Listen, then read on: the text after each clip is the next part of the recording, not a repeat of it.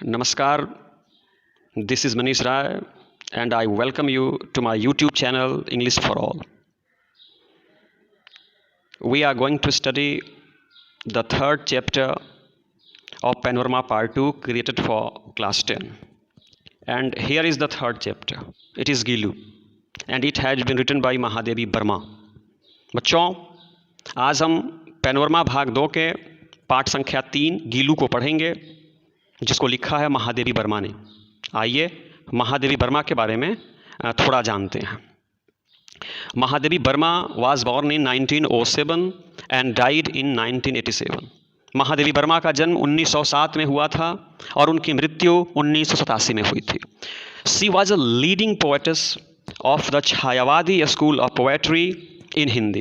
बच्चों, लीडिंग का अर्थ होता है अग्रणी, पोएटेस का अर्थ होता है कवयित्री, स्कूल का अर्थ हुआ छायावादी। बच्चों, महादेवी वर्मा हिंदी कविता की छायावादी शैली की एक अग्रणी कवयित्री थी। She was also a well known का अर्थ होता है विख्यात, जाने माने। She was also a well known story writer and editor of the famous Hindi weekly चांद। बच्चों, हिंदी की मशहूर साप्ताहिकी चांद की वो एडिटर भी थी और साथ साथ एक विख्यात स्टोरी राइटर भी थी। Some of important works include Deepshikha, यमानिहार, श्रृंखला की कड़ियाँ, मेरा परिवार। बच्चों, इंक्लूड का मतलब होता है शामिल करना, वर्क्स का अर्थ होता है रचनाएं। इनकी कुछ महत्वपूर्ण रचनाएं इस प्रकार से हैं: दीपशिखा, यमानिहार, श्रृंखला की कड़ियाँ और मेरा परिवार। She was the recipient of Mangala Prasad Prize, Bharat Bharati Award and the Gyanpith Award along with Padma Bhushan। बच्चों, रिसिपिएंट का अर्थ होता है प्राप्तकर्ता। इनको महादेवी वर्मा को Mangala Prasad prize, Bharat Bharati award, Jnanpith award और साथ ही साथ बहुप्रतिष्ठित पद्म भूषण पुरस्कार भी प्राप्त हुआ था। She was elected fellow of the Sahitya academy. Fellow का अर्थ होता है बच्चों मेंबर। साहित्य अकेडमी के सदस्य के रूप में भी ये चुनी गई थी। कौन? महादेवी वर्मा। आइए आगे बढ़ते हैं, पाठ को शुरू करते हैं। अनएक्सपेक्टेडली। बच्चों, शुरुआत होती है अनएक्सपेक्टेडली, जिसका अर्थ होता है अकस्मात रूप से। One morning when I entered the veranda from the room I saw 2 crows playfully poking their beaks at the flower pots. बच्चों, फ्लावर पॉट्स का अर्थ होता है गमला जिसमें आप फ्लावर सैपलिंग्स को प्लांट करते हैं। पोकिंग का मतलब होता है चोट मारना, कुरेदना या कोचना, और प्लेफुली का मतलब होता है खिलवाड़ करते हुए। If engaged in the game of hide and seek. As if का मतलब होता है मानो, इंगेज्ड का मतलब लगे हुए थे, हाइड एंड सीक का मतलब होता है वो खेल जो आप लोग भी खेलते हैं बच्चों, लुका छिपी। अकस्मात एक सुबह व्हेन आई एंटर्ड द बरंडा, जब मैं बरामदे में अपने कमरे से प्रवेश की, आई सॉ 2 crows। महादेवी वर्मा कहती हैं आई सॉ 2 crows, मैंने 2 कौवों को देखा, playfully poking their beaks at the flower pots. ये गमलों पे अपने चोंच से खेल खेल में वो चोट मार रहे थे, कुछ वहाँ पे कुरेद रहे थे। एज इफ मानो, engaged in the game of hide and seek, मानो कि ये 2 कौवे लुका छिपी का खेल खेल रहे हों। Suddenly my assiduous critic of this mythical tale of the crow was intercepted by my gaze that fell on this tiny being lying hidden in the।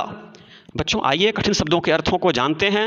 एसिडुअस का मतलब होता है परिश्रमी, क्रिटिक का अर्थ होता है विवेचनात्मक टीका, मिथिकल का मतलब होता है नॉट रियल, सही नहीं, काल्पनिक, टेल का मतलब होता है कथा, कहानी, इंटरसेप्टेड का मतलब है स्टॉप्ड, रुक गई, गेज का अर्थ होता है नज़र, टाइनी बिंग का मतलब होता है छोटा जीव।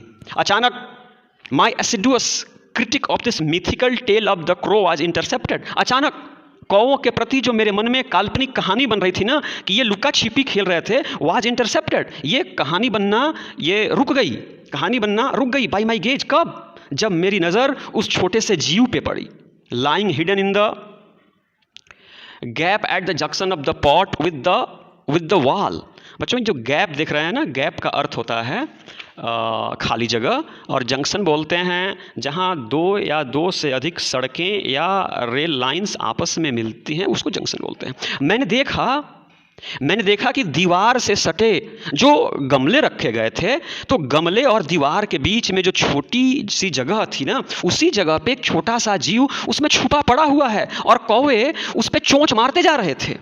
मूविंग क्लोजर, मैं जब करीब गई, I saw that it was a tiny baby squirrel that must have accidentally fallen down from a nest and was being considered by the crows to be an easy prey. बच्चे जो pray देख रहे हैं ना, इस pray का अर्थ होता है शिकार। जैसे एक शेर लोमड़ी को मार करके खा जाता है, तो वह लोमड़ी उस शेर का प्रे अर्थात शिकार कही जाती है।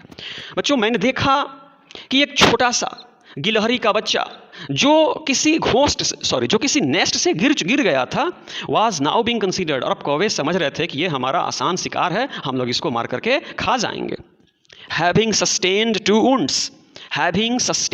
wounds due to the assault by the pair of crows was enough for this tiny being. बच्चों, सस्टेन का अर्थ होता है जीवित रहना, wounds का मतलब होता है घाव, चोट, जख्म, और बच्चों असॉल्ट का अर्थ होता है हमला करना, धावा बोलना, प्रहार करना। Having sustained 2 wounds due to the assault by the pair of crows, वे जो एक जोड़े कौवे लगातार चोंच से इस छोटे से जीव पे हमला कर रहे थे, और उनकी हमले की वजह से इस छोटे से जीव के शरीर पे 2 wounds, 2 जख्म बन गए थे।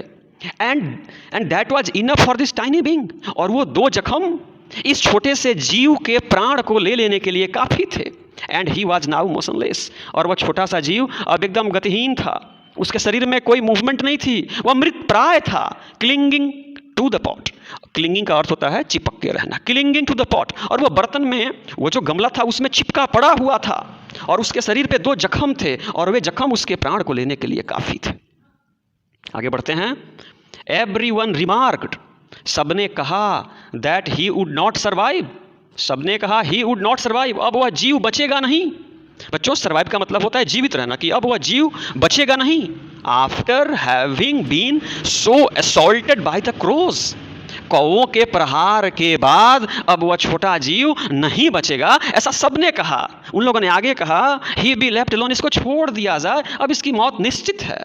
But my mind refuse to accede to the views.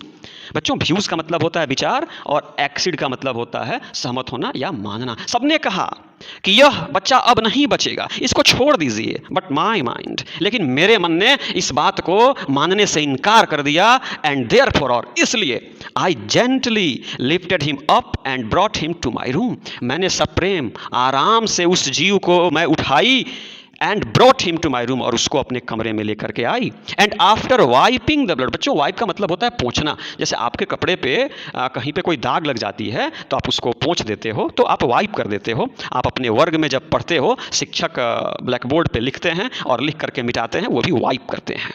आप जब कार से यात्रा कर रहे होते हो, गाड़ी के का जो अगला शीशा होता है उस पर जो वो वाइपर लगा होता है जो पानी को साफ करता है, हटाता है। And after wiping the blood, मैंने, सबने कहा कि नहीं बचेगा, मैंने मानने से इनकार कर दिया। मैंने बच्चे को उठाया, अपने कमरे में लेके आई, उसके जख्म पे जो खून के धब्बे थे ना उसको मैंने पोंछा। एंड अप्लाइड पेंसिलिन ऑइंटमेंट, और बच्चों ऑइंटमेंट का मतलब होता है मलहम, और अप्लाइड का मतलब होता है लगाना। मैंने उसके जख्म पे पेंसिलिन लगाई, मलहम लगाई। I tried to feed him somehow putting a thin cotton wool wick, बच्चों wool wick का मतलब होता है ये ऊन की बत्ती। मैंने उस छोटे से जीव को खिलाने की भरसक कोशिश की। I made a thin cotton wool wick, मैंने रुई की एक पतली सी बत्ती बनाई। Dipped in milk, बच्चों डीप का मतलब होता है डूबना या डुबोना। मैंने उस बत्ती को दूध में डुबोया और फिर उस बत्ती को उसके मुंह में डालने की कोशिश की, जिससे कि उसके मुंह में दूध का एक बूंद भी चला जाए। But he was unable to open his mouth, लेकिन उसका मुंह ही नहीं खुल रहा था। And the drops of milk only slid down from both sides, और जो दूध की बूंदें थी ना उसके मुंह के दोनों तरफ से नीचे गिर जा रही थी। Only after several hours of tending, बच्चों टेंडिंग का अर्थ होता है लुक आफ्टर करना, देखभाल करना, सेवा शुश्रूषा करना। कई घंटों की सेवा के बाद could I manage to pour 1 drop of water in his mouth, मैं उसके मुंह में एक बूंद पानी डाल पाने में समर्थ हुई। यहाँ पे जो पोर देख रहे हैं ना, पोर का मतलब होता है जैसे आपके घर में मेहमान आते हैं, आप केटल में चाय लेके आते हो, आप उस टी को प्याले में पोर कर देते हो, उड़ेल देते हो, डाल देते हो। मैंने भी उसके मुंह में एक बूंद पानी डाल दी। But on the third day, लेकिन तीसरे दिन ही became so much better and assured that he would use his 2 tiny claws to hold my finger and gaze all around with his blue glass beads like eyes. तीसरे ही दिन बच्चों उसके स्वास्थ्य में बहुत सुधार हुआ. and he would use his 2 tiny claws. claws का अर्थ होता है बच्चों जो जीव जंतु होते हैं, पशु पक्षी होते हैं, उनके पंजे को claws बोलते हैं. तीसरे दिन उसने अपने दोनों पंजों का इस्तेमाल किया. टू होल्ड का मतलब पकड़ना. उसने अपने दोनों पंजों से मेरी उंगली पकड़ ली और अपनी नीली और चमकीली आंखों को दौड़ा दौड़ा करके बाहर की दुनिया को देखने लगा. And in 3-4 months, he astonished everyone with his smooth fur, bushy tail, naughty and refulgent eyes. और बच्चों 3-4 महीनों में he astonished everyone. उसने सबको चकित कर दिया. Astonished मतलब सरप्राइज्ड कर दिया, चकित कर दिया. उसके शरीर पे स्मूथ फर, स्मूथ का मतलब होता है मुलायम, फर का मतलब होता है रोआ. उसके शरीर पे मुलायम रोए आने लगे. बुसी टेल, उसकी पूंछ झबरेदार हो गई. एंड नॉटी रिफल्जेंट आईज, और उसकी आंखें चमकीली और बहुत शरारती हो गई. आगे बढ़ते हैं बच्चों. A transformation from common to proper noun followed and we started calling him Gillu. बच्चों एक ट्रांसफॉर्मेशन होता है, एक परिवर्तन होता है, एक रूपांतरण होता है बच्चों. और अब जो ये गिलहरी थी ना, ये कॉमन नाउन थी और अब उसको एक नाम दे दिया गया. अर्थात अब कॉमन नाउन प्रॉपर नाउन बन गया. जैसे आप अपने घर पे कुत्ते को पालते हो तो कुत्ता कॉमन नाउन है, और जैसे ही आपने कुत्ते का नाम दे दिया मोती, मोती प्रॉपर नाउन हो गया. जैसे ही आपके यहाँ एक भवन का निर्माण होता है तो भवन होता है कॉमन नाउन, और आपने अपने भवन का नाम दे दिया प्रेम निवास, तो प्रेम निवास हो गया प्रॉपर नाउन. जिस प्रकार से आपके वर्ग में बहुत सारे विद्यार्थी हैं, विद्यार्थी क्या है? कॉमन नाउन है. लेकिन एक विद्यार्थी ने बेहतर काम किया, जैसे रमेश, तो रमेश हो गया प्रॉपर नाउन. उसी प्रकार से अब गिलहरी का नामकरण हो गया और उसका नाम रख दिया गया गिल्लू, अर्थात कॉमन नाउन बन गया proper noun. I hung a little wet flower basket lined with cotton wool. बच्चों जो कॉटन ऊल देख रहे हैं ना, इस कॉटन ऊल का मतलब उस रुई को कॉटन ऊल कहते हैं जिससे डॉक्टर या नर्स आपके घावों की सफाई करते हैं. मैंने क्या किया कि एक हल्का लाइट वेट, एक हल्का फ्लावर बास्केट, फूलों की टोकरी को खिड़की पे एक तार के सहारे टांग दिया, उसमें रुई वुई लगा करके उस गिल्लू के लिए रहने का स्थान बना दिया.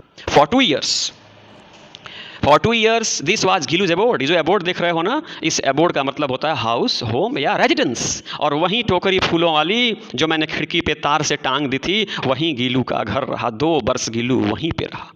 All were pleasantly astonished at his antics and intellect. बच्चों एंटिक्स का मतलब होता है हरकत और इंटेलेक्ट का अर्थ होता है बुद्धि. All were pleasantly astonished. सभी लोग गिलहरी की हरकतों और उसकी बुद्धि को देख करके सुखद रूप से आश्चर्यचकित थे. When I would sit down to write, he would be seized by such an acute desire. बच्चे जो acute desire देख रहे हैं, acute का अर्थ होता है तीव्र, desire का मतलब होता है इच्छा. ये जो attract है ना, आकर्षित करना, attention का मतलब होता है ध्यान, devised का मतलब होता है कुछ करने का नया तरीका निकालना, novel का अर्थ होता है नया. जब कभी भी मैं बैठती थी लिखने के लिए, चूंकि मैं कवयित्री थी, लिखना मेरा काम था, जब कभी भी मैं लिखने के लिए बैठती थी, he would be seized by such an acute desire. गिलहरी के मन में एक तीव्र इच्छा जगती कि मैं क्या करूं टू अट्रैक्ट माई अटेंशन, कि मैं महादेवी वर्मा अर्थात कवयित्री के ध्यान को अपनी तरफ खींचूं. And it devised a novel way of doing it, और ऐसा करने का उसने एक नया तरीका इजाद कर लिया था. He would venture close to my feet. वह दौड़े दौड़े, वेंचर का मतलब होता है साहस करना. He would venture close to my feet. वह दौड़े दौड़े मेरे पैरों के पास आ जाता. Go swiftly up the curtains. Curtains का मतलब होता है पर्दा, और पर्दे पे बहुत तेजी से चढ़ जाता. एंड डिसेंड का मतलब होता है नीचे उतरना. और ये जो ब्रेकनेक स्पीड दिख रहे हैं ना, इसका अर्थ होता है बहुत तेज गति से. वो गिल्लू आता और मेरे पैरों पे आ जाता और तेजी से पर्दे पे चढ़ता और बहुत ज्यादा गति से पर्दे से नीचे उतर जाता. This sequence would continue till the time I got up to catch him. और ये तब तक चलता रहता जब तक मैं खड़ी नहीं हो जाती और उसको पकड़ करके उससे मैं प्रेम नहीं कर लेती. ऑन सम ओकेजन्स, बच्चों ओकेजन्स का होता है अवसर या मौका. On some occasions I used to hold Gillu and put his tiny body in a long envelope. कभी कभी तो मैं गिल्लू के छोटे से शरीर को, इसके बॉडी को मैं एक बड़े से लिफाफे में रख देती थी. Sometimes he would continue to stand on the table leaning against the wall in such an amazing condition for hours and watch my activities with his radiant eyes. बच्चों एक्टिविटीज़ का अर्थ होता है क्रियाकलाप, रेडिएंट का अर्थ होता है चमकीली। कभी कभी ऐसा होता कि टेबल पे गिल्लू खड़ा हो जाता दीवार से सट करके अजीब मुद्रा में घंटों, और अपनी चमकीली आंखों से मैं कमरे में क्या कर रही हूं इसको देखा करता था। आइए आगे बढ़ते हैं। वेर हंगरी, अब जब कभी भी गिल्लू को भूख लगती, he would inform me by twittering chick chick, तो वो मुंह से चिक चिक की आवाज निकालती, मैं समझ जाती कि मेरा गिल्लू भूखा है। And after having received some biscuits और काजू, I wondered with the twittering of chick chick what transpired between him and the other squirrels that were often spotted near the wire meshed windows। बच्चों transpire का अर्थ होता है घटित होना, wire messed का मतलब होता है जालीदार, और स्पॉट का मतलब देखा जाना। जब कभी भी गिल्लू को भूख लगता वह चिक चिक करके मुझे याद करता, और जब उसको काजू बिस्किट मिल जाता था ना, आई wondered with the twittering of chick chick. तो मैं यहाँ पे बच्चों वंडर का अर्थ हुआ कुछ जानना चाहना या कुछ जानने को उत्सुक होना। मैं जानने को अक्सर ये उत्सुक होती थी कि what transpired between him and other squirrels. जब ये काजू बिस्किट खाता था ना, तो इसके आसपास बहुत सारी अन्य गिलहरियां भी आ जाती। मैंने जानने की ये कोशिश की कि आखिर गिल्लू और उन गिलहरियों के बीच में होता क्या था। सब लोग चिक चिक की आवाज निकालते थे। Seeing Gillu sitting near the window and affectionately का मतलब होता है प्रेम पूर्वक। पियरिंग का मतलब होता है बच्चों ध्यान पूर्वक देखना। रियलाइज का मतलब होता है महसूस करना, और ये सेट फ्री देख रहे हैं ना, इसका मतलब होता है मुक्त करना या आज़ाद करना। Seeing Gillu sitting near the window, खिड़की के पास गिल्लू को बैठे हुए मैंने देखा।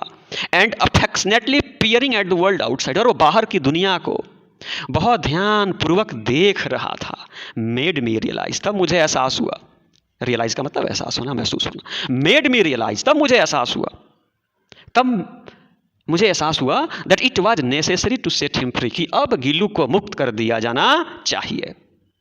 Bye removing some nails I made a small opening in a corner of the wire mesh, and on being able to go out from this opening, Gillu was thrilled to be liberated। बच्चों thrilled का मतलब होता है पुलकित, और liberate का मतलब होता है आज़ाद होना, मुक्त होना। मैंने क्या किया कि जिस ये टोकरी में ये रहती थी ना, जहाँ इसका घर था, उसमें मैंने क्या किया कि वहाँ से कुछ नेल्स निकाल दिए, कुछ तार हटा दिए, कुछ कील हटा दिए, और उसमें मैंने उस जालीदार टोकरी में मैंने एक दरवाज़ा बना दिया, ताकि गिल्लू जब इच्छा करे तब बाहर जाए और फिर बाहर से अंदर चला आए। And Gillu was thrilled to be liberated, और गिल्लू पुलकित था।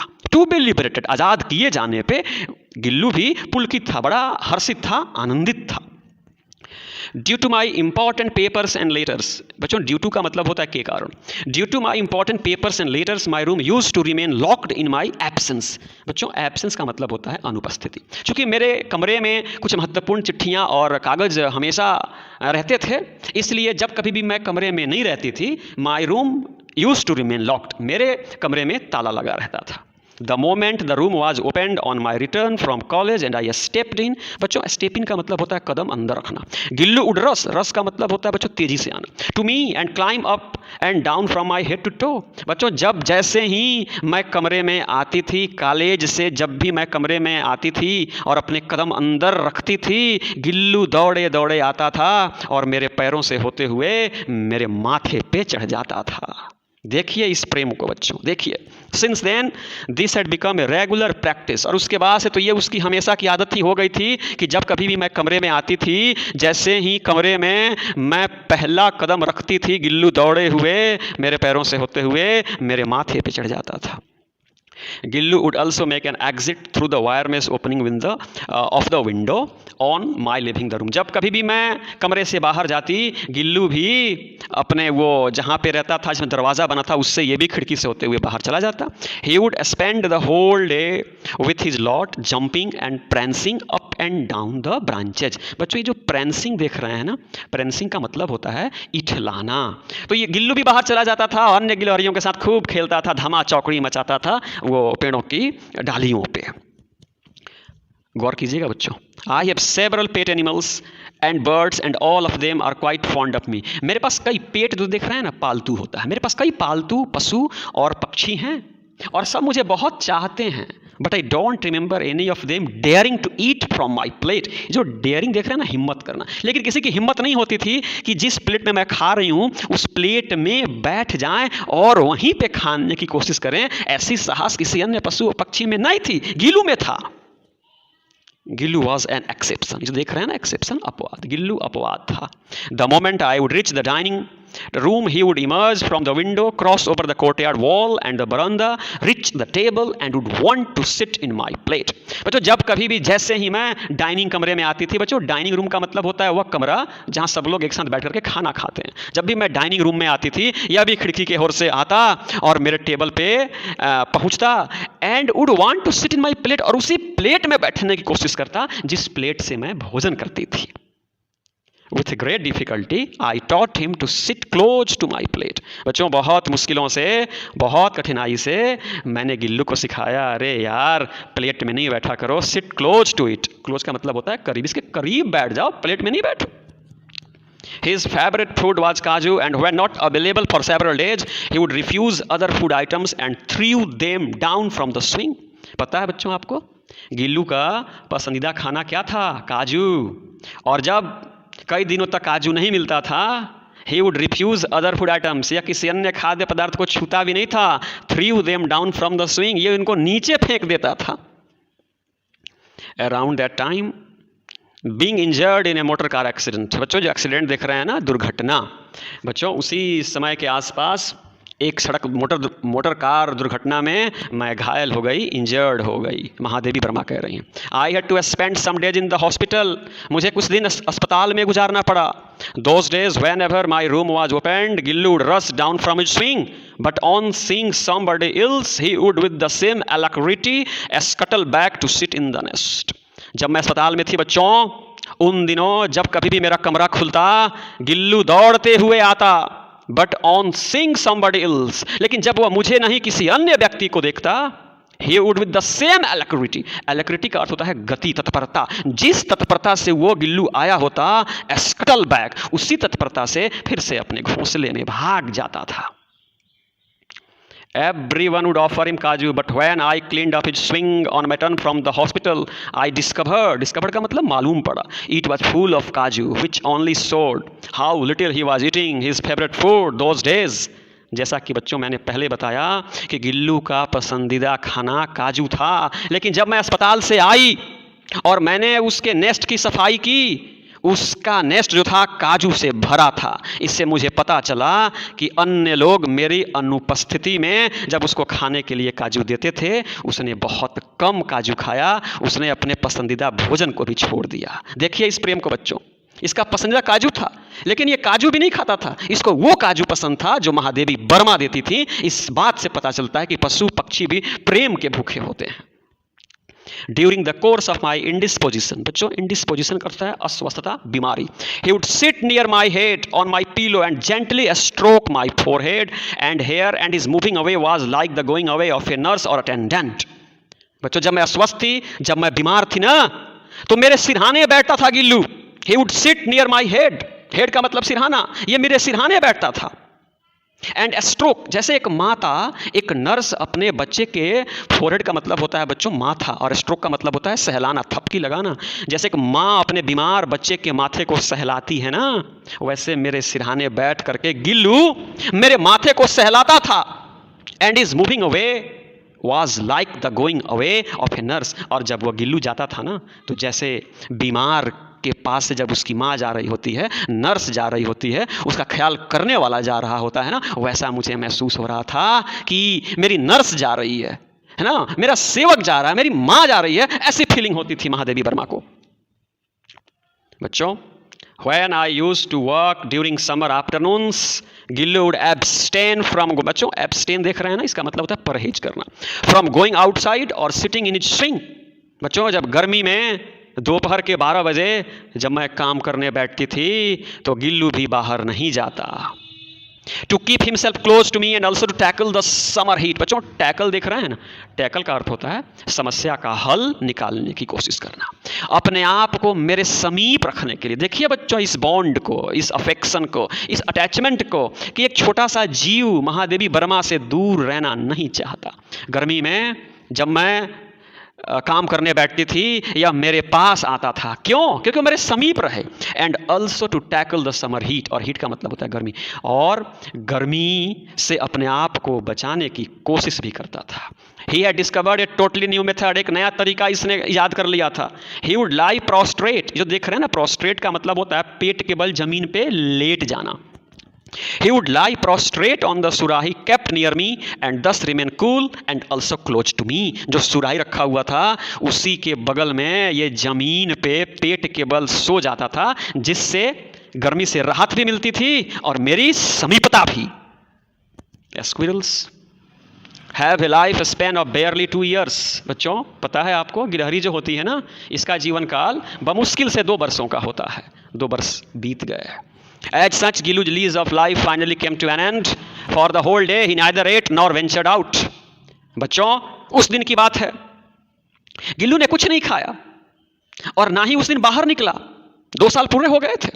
In the night, when even with the pain of going away, he came to my bed from the swing and clutched the same finger with his icy claws। बच्चों जो word देख रहे हैं ना आप, ये जो स्विंग, ये क्लच्ड का अर्थ होता है मजबूती से पकड़ लेना, और आईसी का अर्थ होता है वेरी कोल्ड, बहुत ठंडा। बच्चों रात को दिन भर, फॉर द होल डे, पूरा दिन न गिल्लू ने कुछ खाया और न ही घोंसले से बाहर आया। रात में with the pain of going away, जब उसके शरीर से दर्द कुछ कम हुआ, वह मेरे पास आया। And clutch the same finger with his icy claws which he had clung to in his near death like state during in natal days. ये जो नेटल डेज देख रहे हैं ना बच्चों, इसका मतलब होता है जन्म के दिन, और डेथ लाइक का मतलब होता है मरणासन, और स्टेट का मतलब होता है अवस्था।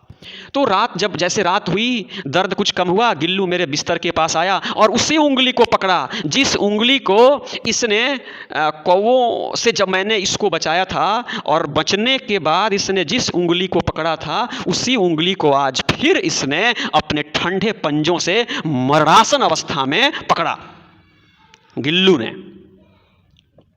The claws were getting cold, इसके जो पंजे थे ना अब ठंडा पड़ रहे थे। That I switched on the heater and try to give him some warmth, और बच्चों मैंने हीटर को चालू किया जिससे कि मेरे गिल्लू को, मेरे प्यारे गिल्लू को, मेरे जिगर के टुकड़े गिल्लू को थोड़ी सी गर्मी मिल जाए। But as the first ray of the morning touched him, लेकिन जैसे ही सुबह की पहली किरण मेरे प्यारे गिल्लू के शरीर पे पड़ी, ही डिपार्टेड। बच्चों डिपार्ट का मतलब होता है प्रस्थान कर जाना। मेरा गिल्लू इस दुनिया को छोड़ करके चला गया। His swing was taken off the hook and the opening made in the wire mesh window was closed।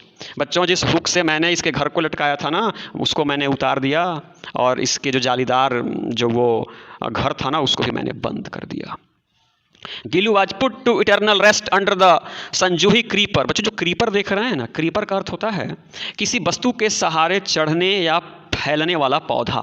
Both because he loved this creeper most and also because of the satisfaction I derive from my belief that some spring day I will find him flowering and blossoming in the guise का मतलब होता है वेस, satisfaction का मतलब होता है संतुष्टि, blossoming का मतलब होता है खिलना, क्रीपर का अर्थ होता है लता, और फ्लावरिंग का मतलब होता है फूल आना।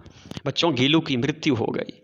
Gillu was put to eternal rest under the Sonjuhi creeper, और इसको बच्चों वो जो जूही के का जो फूल का जो पौधा होता है ना, उस पे इसको हमेशा के लिए मैंने सुला दिया। पता है क्यों सुला दिया?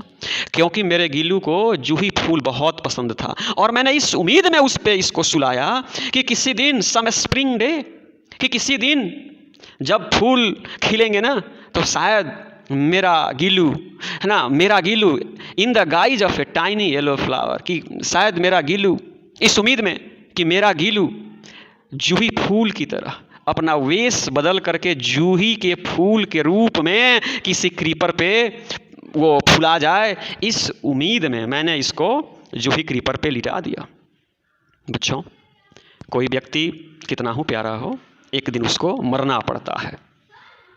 आज महादेवी वर्मा के सामने उनके इस गिल्लू ने मृत्यु को प्राप्त किया, जिस गिल्लू को अपने संतान की तरह इन्होंने पाला था। बच्चों आप सबको इस पाठ से ये सीख लेनी चाहिए कि हमें केवल इंसान से ही नहीं बल्कि पशु पक्षियों से भी प्रेम करना चाहिए। यदि आप पशु पक्षी से प्रेम करेंगे, पशु पक्षी भी आपसे प्रेम करेंगे। इसी के साथ ही पाठ समाप्त हुआ। जय Hind.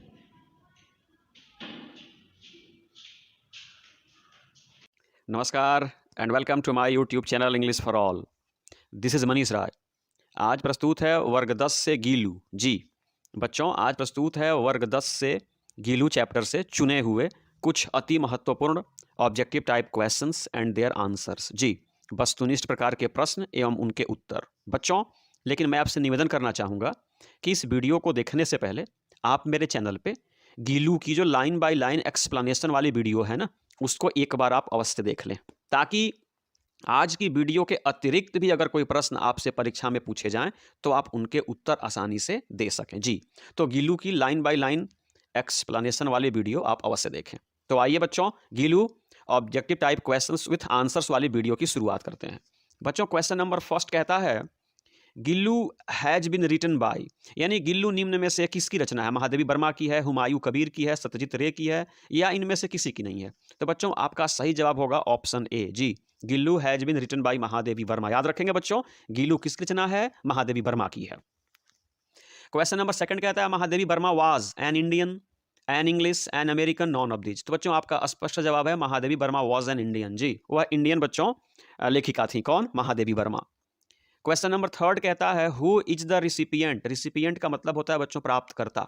Who is the recipient of Mangala Prasad prize, Bharati award, the Jnanpith award and the Padma Bhushan. आपको बताना है कि निम्न में से किसको मंगला प्रसाद प्राइज मिला है, भारतीय अवार्ड मिला है, ज्ञानपीठ अवार्ड मिला है और पद्म भूषण मिला है। आपका सही जवाब होगा ऑप्शन सी, महादेवी वर्मा। जी, ये सारे पुरस्कार महादेवी वर्मा को प्राप्त हैं।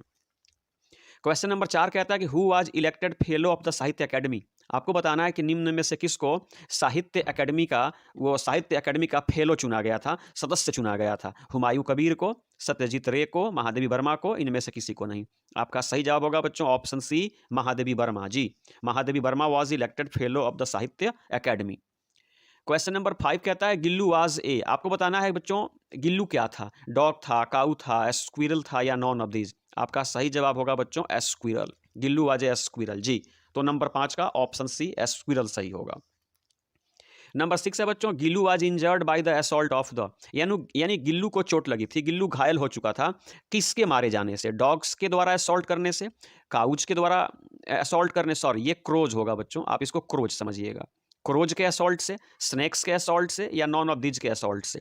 तो आपका सही जवाब होगा बच्चों option B, Gillu was injured by the assault of the crows, यानी क्रोज के असॉल्ट से, कौवों के चोंच के प्रहार से गिल्लू घायल हो चुका था। क्वेश्चन नंबर 7 कहता है बच्चों how many wounds were there on the body of the squirrel. मतलब स्क्विरल के शरीर पे, उस गिल्लू के शरीर पे कितनी चोटें थी, कितने जख्म थे? 2, 3, 4, नॉन ऑफ दीज। याद रखिएगा बच्चों 2। जी, गिल्लू के शरीर पे कौवों के प्रहार से 2 जख्म बने थे, तो 2 वुंड्स कहेंगे। जी, तो क्वेश्चन नंबर 7 का ऑप्शन ए सही होगा, 2 वुंड्स। नंबर 8 है Mahadevi Verma brought the injured baby squirrel to his. आपको बताना है कि महादेवी वर्मा ने उस घायल गिलहरी को महादेवी वर्मा कहाँ लेकर के आई? गार्डन में लेकर के आई, हॉस्पिटल में लेकर के आई, अपने रूम में लेके आई या नॉन ऑफ दीज? तो ऑप्शन सी सही होगा, Mahadevi Verma brought the injured baby squirrel to his room. वो अपने कमरे में लेकर के उस घायल गिलहरी को आई। क्वेश्चन नंबर 9 कहता है महादेवी वर्मा अप्लाइड खाली स्थान ointment to the wounds of the squirrel. यानी महादेवी वर्मा ने बच्चों, क्वेश्चन नंबर 9 कहता है कि महादेवी वर्मा घायल स्क्विरल के शरीर पे कौन सा मलहम लगाई? वैसेलिन लगाई, पेनिसिलिन लगाई, डेटॉल लगाई या कुछ नहीं लगाई? आपका सही जवाब होगा बच्चों पेनिसिलिन। जी, Mahadevi Verma applied penicillin ointment to the wounds of the squirrel, यानी महादेवी वर्मा ने घायल गिलहरी के जख्मों पे पेनिसिलिन मलहम लगाया। नंबर 10 कहता है the colour of Gillu's eyes was, यानी गीलू की आंखों का रंग क्या था? बड़ा महत्वपूर्ण प्रश्न है, याद रखिएगा बच्चों, इसका ऑप्शन होगा C, blue. The colour of Gillu's eyes were blue, यानी गीलू की जो आंखें थी ना, उसके रंग बच्चों ब्लू था, ब्लू याद रखिएगा। जी, क्वेश्चन नंबर 11 कहता है कि ऑन सम ओकेजन्स, कुछ अवसरों पे, the poetess use to put Gillu's tiny body in a long, यानी कुछ अवसरों पे, कुछ मौकों पे महादेवी वर्मा गीलू के छोटे से शरीर को रख देती थी पॉकेट में, इनवेलप में, बैग में या नॉन ऑफ दीज? आपका सही जवाब होगा बच्चों इनवेलप में, एक बड़े से लिफाफे में वह गीलू को रख देती थी। कौन? महादेवी वर्मा। तो क्वेश्चन नंबर 11 का सही जवाब होगा ऑप्शन नंबर बी। 12 कहता है कि the author found the little squirrel in the बरामदा, bedroom, garden, none of these. यानी महादेवी वर्मा को गिल्लू कहाँ मिला? बरामदा में मिला, बेडरूम में मिला, बगीचे में मिला, या कहीं नहीं मिला? आपका सही जवाब होगा बच्चों ए, बरामदा। बरामदे में ही ना कौवे उस पर प्रहार कर रहे थे, चोंच मार रहे थे। तो 12 का सही जवाब होगा बरामदा। The author found the little squirrel in the बरामदा। क्वेश्चन नंबर 13 कहता है कि व्हेन हंगरी, जब गिल्लू को भूख लगती थी, Gillu inform the poetess by twittering. यानी जब गिल्लू को बच्चों भूख लगती थी ना, तो गिल्लू के मुंह से किस प्रकार का आवाज निकलता? चिक चिक, मिक मिक, किट किट, या नॉन ऑफ दीज? याद रखिएगा, चिक चिक। कैसा आवाज बच्चों? चिक चिक। यानी गिल्लू को जब भूख लगती थी ना, तो वह चिक चिक करके अपने मुंह से आवाज निकालता और महादेवी वर्मा से भोजन की मांग करता। क्वेश्चन नंबर 14 कहता है which animal dare to eat from the plate of the poetess. बच्चों यहाँ पे क्वेश्चन पूछ रहा है कि निम्न में से कौन सा एनिमल हिम्मत करता था महादेवी वर्मा के प्लेट में खाने का? तो स्क्विरल मतलब गिल्लू, डॉग, रैट, या कुछ नहीं? तो ऑप्शन ए सही होगा, स्क्विरल। बच्चों गिल्लू नाम का जो गिलहरी था ना, वह उनके प्लेट में उन्हीं के साथ बैठ करके खाने की हिम्मत करता था। तो 14 का ए सही होगा, स्क्विरल अर्थात गिल्लू। क्वेश्चन 15 है the favourite food of Gillu was, यानी गिल्लू का पसंदीदा भोजन क्या था? बिस्किट था, काजू था, रेजिन, रेजिन मतलब किशमिश होता है, या कुछ नहीं? आपका सही जवाब होगा बच्चों option number B, the favourite food of Gillu was kaju. यानी गिल्लू का पसंदीदा भोजन काजू था। जी याद रखिएगा, काजू था। नंबर 16 कहता है बच्चों during the illness of Mahadevi Verma Gillu treated her like, यानी महादेवी वर्मा जब बीमार पड़ी थी ना, तो उनकी बीमारी के दौरान गिल्लू ने उनको ट्रीट किया, यानी उनकी सेवा की। कैसे? नर्स के रूप में की, फ्रेंड दोस्त के रूप में की, एनिमी दुश्मन के रूप में की, या नॉन ऑफ दीज? याद रखिएगा, नर्स की तरह। जैसे एक नर्स मरीज की सेवा करती हैं, वैसे गिल्लू ने महादेवी वर्मा की सेवा की। तो 16 का सही जवाब होगा ऑप्शन ए, नर्स। 17 है during the indisposition of the author who sat near her and stroke her forehead. यहाँ बताना है कि जब महादेवी वर्मा बीमार थी ना, तो उनकी बीमारी के दौरान महादेवी वर्मा के बगल में कौन बैठता था और उनके माथे को सहलाता था? तो बच्चों चारों ऑप्शन ये भूल, बस गलती हो गई है मुझसे। यहाँ पे आप याद रखेंगे, इसका आंसर होगा गिल्लू। यानी गिल्लू जो था ना, उनकी बीमारी के दौरान गिल्लू उनके बगल में बैठता था और उनके माथे को सहलाता था। क्वेश्चन नंबर 18 कहता है squirrels have a life span of बेयरली years, 1 year, 2 years, 3 years, या none of this years?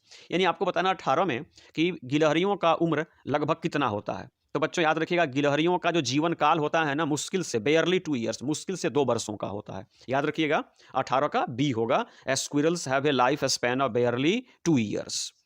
Number 19 कहता है Mahadevi Verma switched on the to give some warm to Gillu, यानी गिल्लू के शरीर को गर्म करने के लिए महादेवी वर्मा ने क्या स्विच ऑन किया? बल्ब किया, या ओवन किया, या हीटर किया, या नॉन ऑफ दीज? याद रखिएगा बच्चों, हीटर किया। क्या किया? महादेवी वर्मा ने गिल्लू के शरीर को थोड़ा सा गर्म करने के लिए, गर्मी देने के लिए हीटर चालू किया। तो 19 का सी सही होगा। नंबर 20 कहता है कि the swing was taken of after the death of Gillu, birth of Gillu, illness of Gillu, या नॉन ऑफ दिस? याद रखिएगा, डेथ।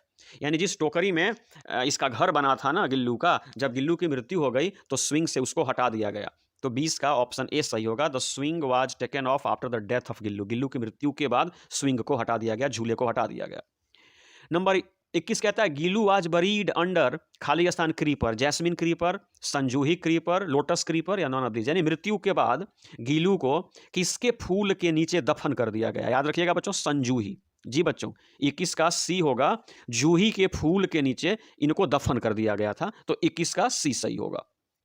और ये आज की वीडियो का अंतिम प्रश्न है बच्चों, Mahadevi Verma hopes to find Gillu in the guise of a tiny, tiny का मतलब होता है छोटा, yellow marigold flower, juhi flower, sunflower, या नॉन ऑफ दिस? याद रखिएगा, सी। यानी महादेवी वर्मा उम्मीद करती है कि एक दिन वह फिर से गिल्लू को, है ना, पीले सुंदर से जूही के फूल के रूप में पाएंगी। तो यहाँ पे 22 का सही आंसर होगा सी, जूही। यानी पीले रंग के जूही के फूल के रूप में फिर से देखना चाहती हैं, क्योंकि जूही के फूलों के नीचे ही उसको दफन किया गया है। तो ये 22 अति महत्वपूर्ण वस्तुनिष्ठ प्रकार के प्रश्न थे बच्चों, गिलू नामक चैप्टर से। आप इस वीडियो को शुरू से लेकर के अंत तक देखें, और मैं उम्मीद करता हूं ऐसा करने के बाद आप गिलू चैप्टर से पूछे गए हर एक प्रश्न का जवाब दे पाएंगे। बच्चों, अगर यह वीडियो आपको अच्छी लगी तो चैनल को प्लीज़ लाइक करें, अपने मित्रों से सब्सक्राइब करें, शेयर भी करें, अपने सुझाव भी दें, और चलते चलते मेरे साथ बोलें जय हिंद।